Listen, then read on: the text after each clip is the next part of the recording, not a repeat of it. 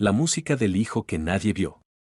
Gael siempre creyó que había nacido en una familia fría, donde el cariño era algo que se repartía con medida y casi nunca le tocaba a él. Cuando le diagnostican cáncer, en lugar de encontrar refugio, termina siendo una carga. Más en una casa donde sus hermanas lo desprecian y lo acusan de no aportar nada. Lo echan sin saber que él, en secreto, es un prodigio del piano y compositor de piezas que han conmovido a miles de personas. Solo, enfermo y herido, Gael descubre por accidente que ni siquiera es hijo biológico de esa familia. La verdad lo rompe, pero también lo conduce hacia algo que nunca tuvo, una familia real que lo ha buscado durante años y que, al encontrarlo, lo ama sin condiciones. Aún así, Gael decide ocultarle su enfermedad. No quiere que lo quieran por lástima, ni convertirse otra vez en el centro del dolor de alguien. Mientras su talento musical empieza a salir a la luz, su corazón queda atrapado entre el rencor, el miedo a morir y la ternura desconocida de ser amado por primera vez. Capítulo 1. La puerta cerrada. La noche en que Gael dejó de pertenecer a aquella casa, estaba lloviendo. No era una lluvia fuerte, apenas un murmullo gris contra los cristales, pero a él le pareció suficiente como para recordar que hasta el cielo sabía despedirse mejor que su familia. No puede seguir aquí, dijo Lidia, sin mirarlo a los ojos. Gael se quedó inmóvil en medio de la sala, con una mano apoyada en el borde de la mesa para no perder el equilibrio. Llevaba días sintiéndose débil.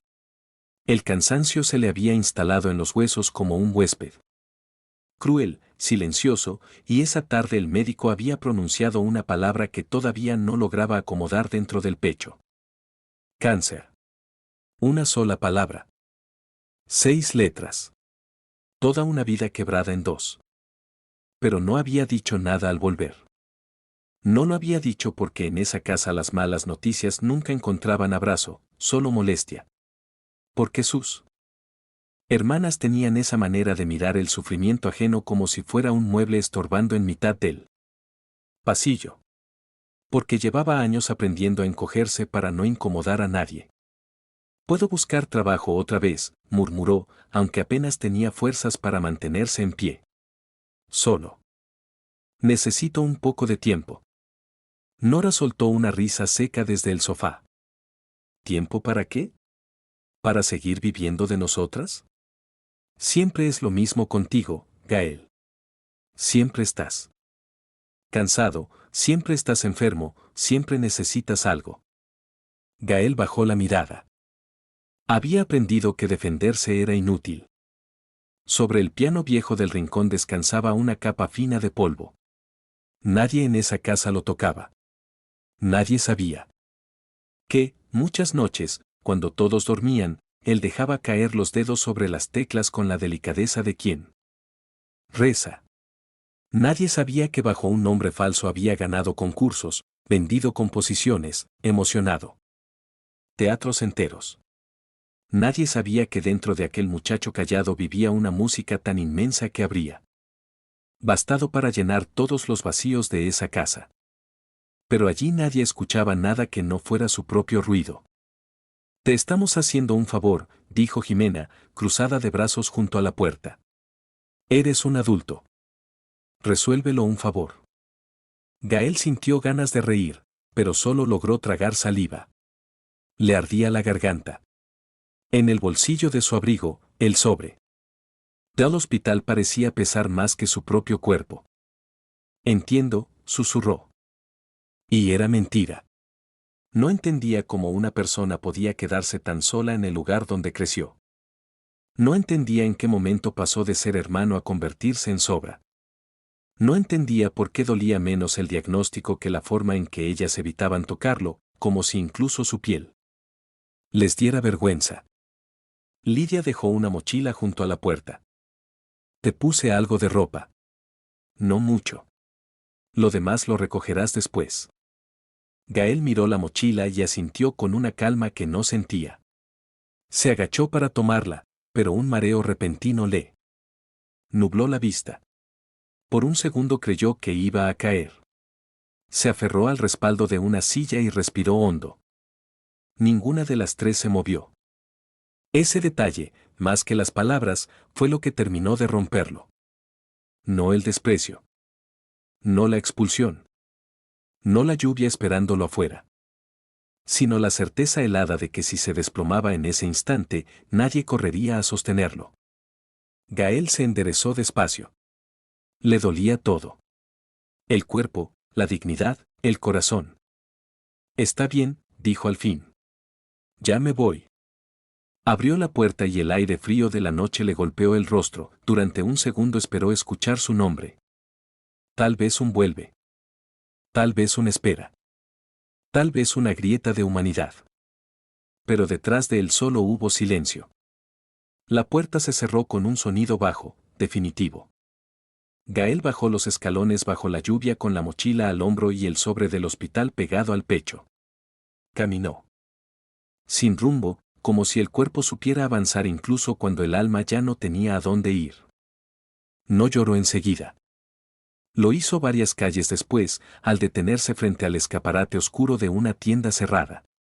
En el reflejo del vidrio vio a un muchacho pálido, empapado y tembloroso, con los ojos demasiado tristes para su edad. Entonces pensó algo que le dolió más que todo lo demás. Quizá nunca había sido suyo aquel hogar.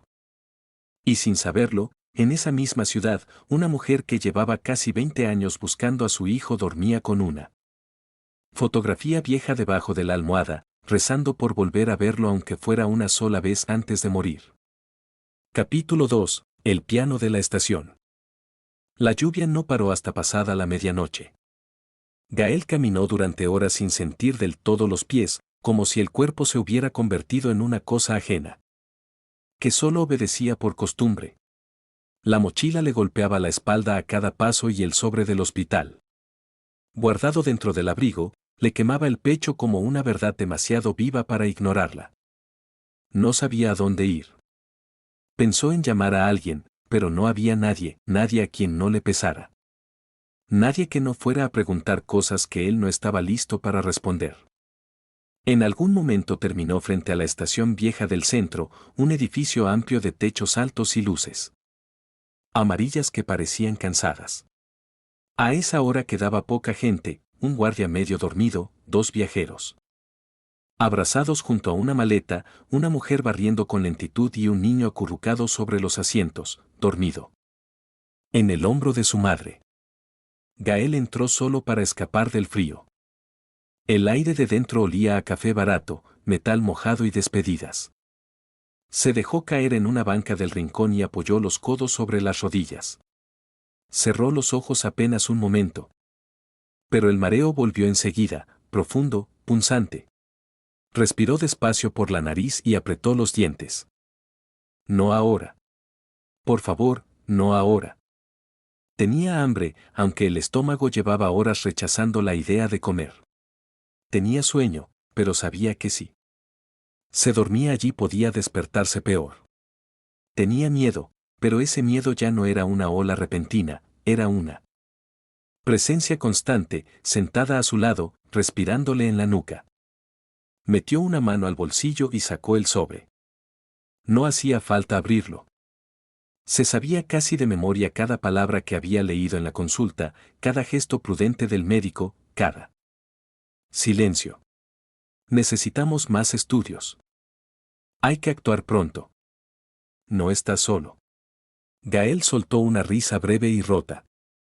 No estás solo, a veces los médicos decían frases hermosas sin saber nada. Guardó el sobre de nuevo y levantó la vista. Fue entonces cuando vio el piano. Estaba cerca de la cafetería cerrada, bajo un letrero pequeño que decía, «Tóqueme». Era un piano vertical algo viejo, pintado de negro mate, con varias marcas de uso en la madera. Encima tenía una lamparita encendida que lo volvía casi íntimo en medio de la estación vacía. Gael lo miró como se mira a alguien amado después de mucho tiempo. Con hambre. Con pudor. Con dolor. Se quedó quieto. Durante años, el piano había sido su único lugar seguro. El único sitio donde no sobraba.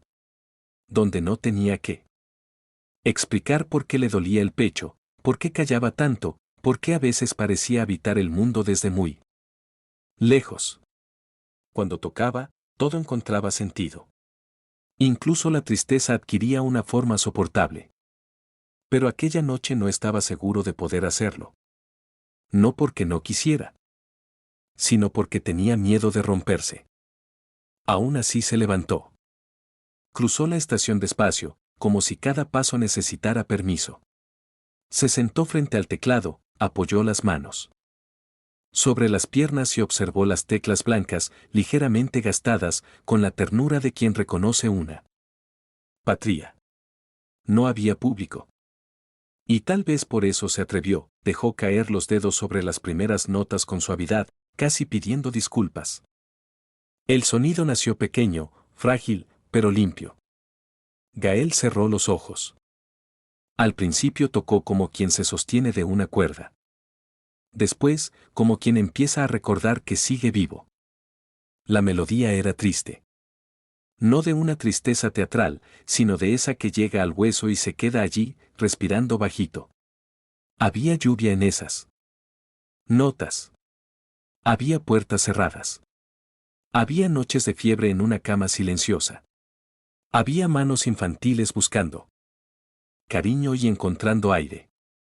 Había una madre desconocida en algún lugar del mundo. Había una vida entera pidiendo ser amada sin saber cómo. La estación fue callándose alrededor de él. La mujer de la escoba dejó de barrer. El guardia levantó la cabeza. La madre del niño miró en silencio. Incluso el ruido lejano de un tren pareció retirarse con respeto. Gael no abrió los ojos. Tocó como si ya no estuviera allí. Como si cada nota dijera por él todo lo que nunca había dicho. Estoy cansado. Tengo miedo. No quiero morir. Quise tanto que me quisieran. Cuando la melodía cambió, algo en él también cambió, apareció una luz mínima, tenue, como una ventana abierta al amanecer. No era felicidad. Era algo más pequeño. Y más valiente, la posibilidad de que todavía existiera un lugar al que pudiera llegar. Sus dedos temblaron. Una punzada le atravesó el costado y el aire se le hizo más corto. Durante un segundo creyó que tendría que detenerse, pero siguió. Siguió porque si dejaba de tocar iba a volver a escuchar la voz de sus hermanas, la palabra cáncer, el sonido de la puerta cerrándose detrás de él. La última nota quedó suspendida en el aire como una lágrima. Gael abrió los ojos despacio. No estaba solo. Había 6 o 7 personas alrededor, inmóviles, mirándolo con esa clase de silencio que no incomoda. Una anciana tenía los ojos húmedos. El niño, ya despierto, lo observaba como si acabara de ver un milagro. La mujer de la escoba fue la primera en aplaudir, muy bajito, como si temiera quebrar algo sagrado. Después los demás la siguieron.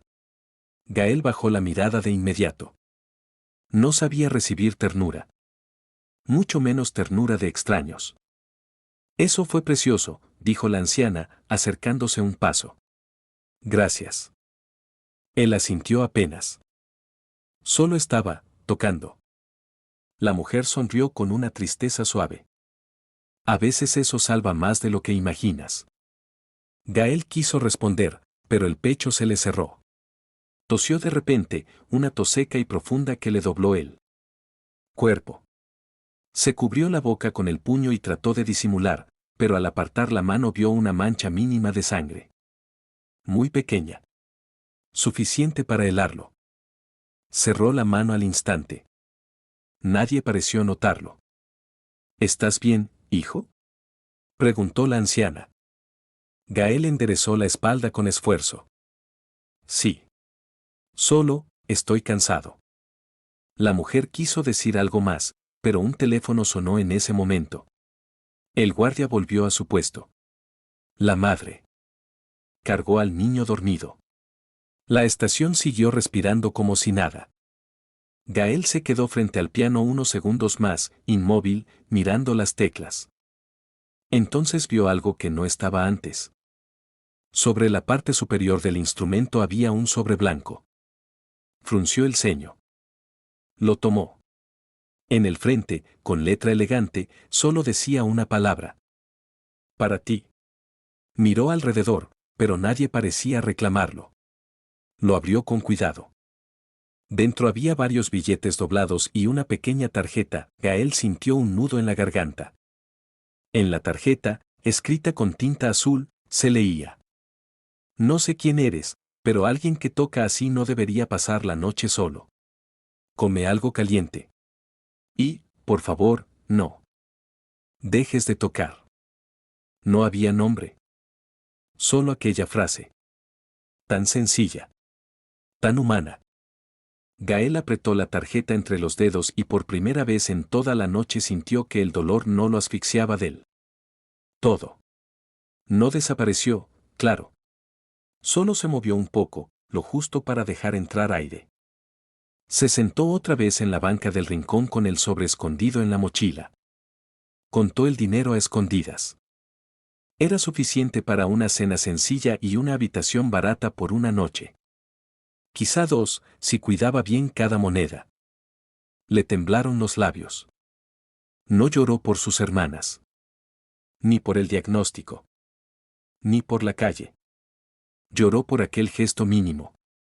Porque un desconocido había visto su cansancio mejor que la gente con la que había vivido toda su vida.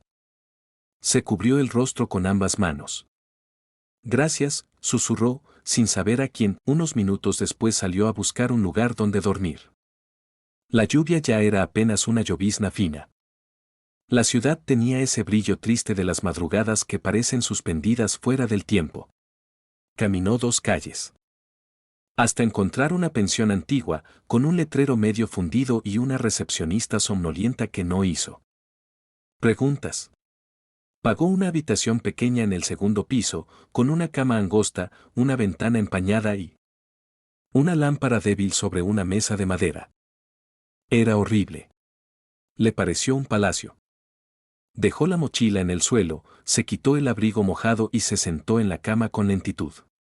El colchón crujió bajo su peso. Durante un instante solo miró la pared, blanca y vacía, como si no supiera qué hacer con el silencio. Luego sacó el sobre del hospital. Lo dejó a un lado. Sacó también la tarjeta anónima. La leyó otra vez. No dejes de tocar. Gael cerró los ojos. No sabía cuánto tiempo le quedaba. No sabía si iba a encontrar trabajo. No sabía cómo iba a costear el tratamiento. No sabía si la vida pensaba seguir quitándole cosas o si, por una vez, iba a devolverle algo. Se recostó sin desvestirse del todo, demasiado exhausto para cualquier otra cosa. Cuando estaba a punto de dormirse, escuchó vibrar el teléfono dentro de la mochila. Tardó unos segundos en recordar que aún lo llevaba encima, lo sacó. Había un mensaje. No de sus hermanas. No del hospital. Era de un número desconocido. Gael parpadeó, confundido, y abrió la pantalla. El mensaje decía: creo que llevo 19 años buscándote. Si de verdad te llamas Gael, por favor respóndeme. Necesito saber. Si eres tú. El mundo se detuvo.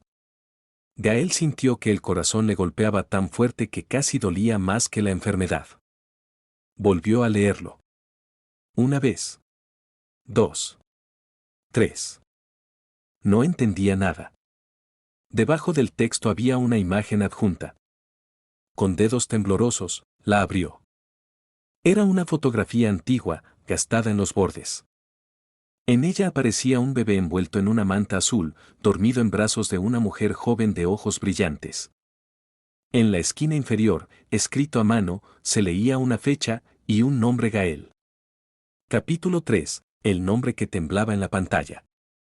Gael se quedó inmóvil en la cama, con el teléfono entre las manos y el pulso desordenado. La luz débil de la habitación apenas alcanzaba para iluminar la fotografía, pero aún así podía verla con claridad. la manta azul. El rostro redondo del bebé. La mujer joven sosteniéndolo con una mezcla de cansancio y devoción que no se podía fingir. Y abajo, aquella palabra escrita a mano, como si alguien hubiera querido dejar constancia de un amor demasiado grande para desaparecer. Gael. Sintió un frío distinto recorrerle la espalda. No era el frío de la lluvia. No era el frío de la enfermedad. Era el de una verdad acercándose. Volvió a leer el mensaje. Creo que llevo 19 años buscándote. Si de verdad te llamas Gael, por favor respóndeme. Necesito saber. Si eres tú. Necesito saber si eres tú. No hola. No perdona que moleste. No creo que te conozco. Era una frase desesperada. Rota. Humana, Gael apoyó la espalda en la pared y cerró los ojos un instante. Quiso pensar con calma, pero su mente iba demasiado rápido.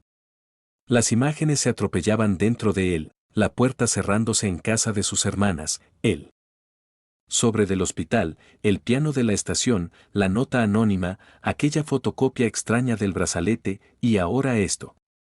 Demasiado. Todo era demasiado. Se llevó una mano al pecho. El corazón le latía con tanta fuerza que parecía querer huir antes que él. Debe de ser un error, pensó. Una broma. Una confusión horrible. Y sin embargo, algo en el fondo de su cuerpo ya sabía que no lo era. Quizá porque llevaba años sintiéndose fuera de lugar. Quizá porque nunca se había parecido a nadie en aquella casa. Quizá porque la ausencia de ternura también deja pistas. Miró la pantalla otra vez. El número no estaba guardado. No había más mensajes. Solo ese. Solo esa fotografía. Su dedo tembló sobre el teclado. Escribió. Se ha equivocado de persona. Lo leyó 2 veces. Luego lo borró. Escribió. ¿Quién es usted? También lo borró. Dejó el teléfono sobre la cama como si quemara. No podía responder así, con el alma abierta y la cabeza hecha pedazos. No cuando ni siquiera sabía quién era él. En ese instante. ¿Gael, el hermano sobrante? ¿Gael, el enfermo? ¿Gael, el pianista que nadie conocía? ¿Gael, el hijo perdido de alguien? Se dobló hacia adelante y apoyó la frente en las manos. Había imaginado muchas veces cómo sería ser amado de verdad. Pero nunca imaginó que esa posibilidad pudiera llegar justo cuando sentía que la vida empezaba a acabarse.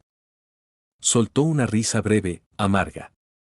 «Qué mala costumbre tienes», murmuró al vacío. Llegar tarde. No sabía si le hablaba al destino, a su madre desconocida o a la felicidad. La habitación guardó silencio. Afuera, empezaba a amanecer del todo. La lluvia había cesado, pero el cristal seguía empañado y la luz gris convertía el cuarto en algo borroso, casi irreal. Gael sintió el cansancio hundírsele en los huesos. Todo su cuerpo pedía descanso, pero la mente se negaba a soltarlo. Tomó el sobre del hospital y lo abrió por fin. Los informes estaban allí, ordenados, fríos, impersonales. Resultados. Indicaciones. Términos médicos que partían su vida en una serie de pasos urgentes. En la última hoja, prendida con un clip, estaba la fotocopia que había encontrado antes, la extendió sobre las piernas. Recién nacido masculino trasladado por confusión administrativa. Brazalete original, G. Alarcón. Registro. Vinculado en revisión. La observó largo rato. Luego volvió a mirar el teléfono. La distancia entre ambos objetos, el informe y el mensaje, era mínima sobre la cama. En su vida, en cambio, era un abismo. Sintió una punzada en el costado y cerró los ojos. El dolor subió lento, afilado. Esperó a que pasara. Respiró. Hondo una vez, luego otra. Cuando por fin logró incorporarse, tenía la frente húmeda. Si respondo, pensó, todo cambia. Y si no respondía, quizá también. Del otro lado de la ciudad, Alma no había dormido. Seguía sentada a la mesa del comedor con la caja de documentos abierta frente a ella. El amanecer se filtraba por las cortinas y le daba al polvo suspendido un aire casi sagrado. Tenía fotografías antiguas desparramadas. Alrededor, copias de denuncias, papeles del hospital, cartas que había escrito durante años y nunca supo a dónde enviar. Sus manos no dejaban de temblar. Esteban, su marido, apareció en la puerta con el rostro deshecho por el insomnio.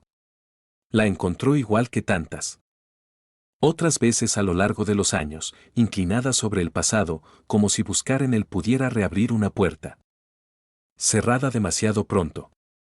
Alma, dijo en voz baja. Ella levantó la vista. Tenía los ojos llenos de lágrimas viejas, le escribí. Esteban se quedó quieto. No preguntó a quién. Lo supo enseguida. ¿Estás segura? Alma bajó la mirada hacia el teléfono apoyado entre los papeles. No, susurró. Pero esta vez siento algo distinto. No sé explicarlo. Es como si me estuviera acercando de verdad. Esteban se acercó lentamente y apoyó una mano en su hombro. Durante años él había sido el sostén silencioso de aquella búsqueda. Menos visible en el dolor, quizá, pero no menos roto.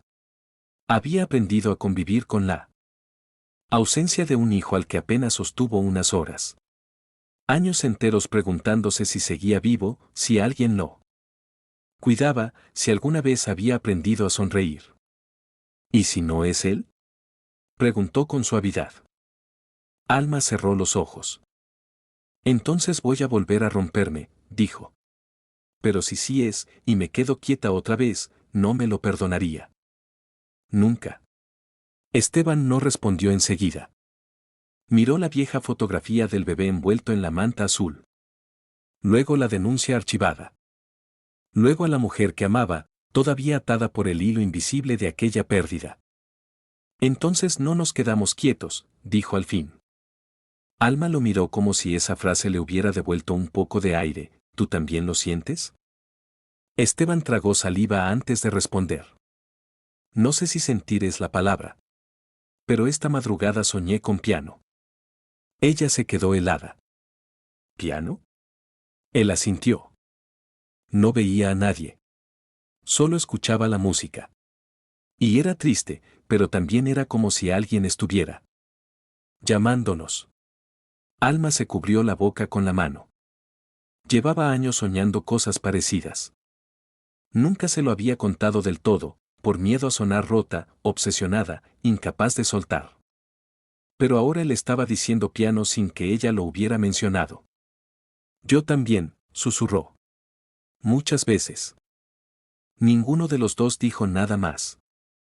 A veces el dolor compartido no necesita explicación. Solo presencia. En la pensión, Gael seguía mirando la pantalla. La batería del teléfono marcaba poco. Su pulso también parecía agotarse. Se obligó a pensar en cosas concretas. Si esa mujer decía la verdad, ¿cómo había conseguido su número? ¿Por qué ahora? ¿Por qué justo después de que él encontrara aquella fotocopia? ¿Por qué el mundo parecía haberse puesto de acuerdo para derrumbarle una vida y entregarle otra en la misma noche? Pensó en sus hermanas. En Lidia evitando tocarlo. En Nora riéndose. En Jimena diciéndole que le hacían un favor. Ninguna lo había llamado. Ni una sola vez. La constatación no fue nueva. Pero esta vez cayó diferente. Si de verdad no era hijo de esa familia, entonces toda su infancia cambiaba de forma. El frío ya no era solo crueldad. También era distancia. Una distancia que quizás siempre estuvo allí, incluso antes de que ellos supieran nombrarla. Y aún así dolía. Porque la sangre no justifica la falta de amor. Pero sí vuelve más clara la herida. Tomó el teléfono otra vez. Abrió el chat. Sus dedos se posaron sobre el teclado con una lentitud temerosa. Escribió. ¿Quién eres? Lo miró. Respiró. Lo envió. Durante 2 segundos no sintió nada. Al tercero, el terror volvió completo. Quiso deshacerlo. Apagar el móvil. Salir corriendo. Desaparecer. Pero ya estaba hecho. Apretó el teléfono entre ambas manos y esperó. La respuesta llegó demasiado rápido. Soy Alma. Solo eso. No señora Alma. No apellidos. No explicaciones.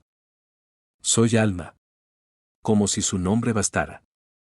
Como si detrás de esas 2 palabras hubiera una vida entera aguardando. A Gale se le llenaron los ojos de lágrimas sin entender por qué. Tal vez por la sencillez. Tal vez porque nadie se había presentado nunca ante él con tanta desnudez. Llegó otro mensaje. No sé si eres mi hijo. Perdóname si me equivoco. Pero naciste el 17 de noviembre. Te envolvieron en una manta azul con una pequeña costura suelta en una esquina. Tenías una marca muy pequeña detrás de la oreja izquierda. Gael dejó de respirar por un segundo. La mano se le fue sola hasta detrás de la oreja. La marca seguía allí. Pequeña. Casi invisible. La misma que de niño le dijeron que no significaba nada. Un sonido quebrado escapó de su garganta. No era exactamente un llanto. Era algo más primitivo. Más hondo. Miró la pared sin verla. Todo dentro de él quería negarlo. Y todo dentro de él sabía. Le costó varios segundos volver a enfocar la pantalla. Las lágrimas le nublaban la vista. Alma escribió de nuevo. Si no quieres responder, lo entenderé. Solo dime una cosa, ¿estás bien? Gael soltó una risa rota que terminó convertida en sollozo. ¿Estás bien? Nadie le había hecho esa pregunta de verdad en muchísimo tiempo. No el médico, por oficio. No los extraños, por cortesía.